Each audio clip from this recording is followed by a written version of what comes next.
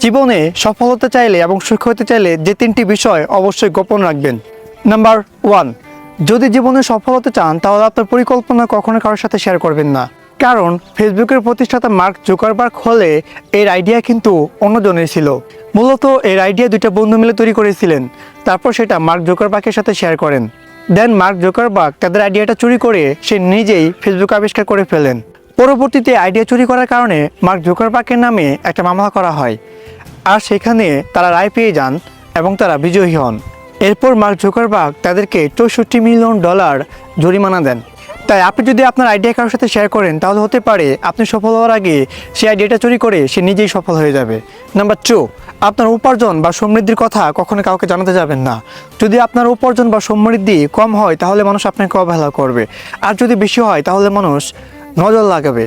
হযরত মুহাম্মদ সাল্লাল্লাহু আলাইহি ওয়াসাল্লাম বলেছেন, বদনজর সত্য। বদনজর এতটাই পাওয়ারফুল যে একটা জীবন্ত উটকে রান্নার পাতিল পর্যন্ত নিয়ে যেতে পারে। নাম্বার 3, আপনার সংসারের সুখের গল্প কখনো কাউকে বলে বেড়াবেন না। আপনার মনে হতে পারে আপনি যে সুখে থাকেন এটা মানুষ দেখে তারা খুশি হবে।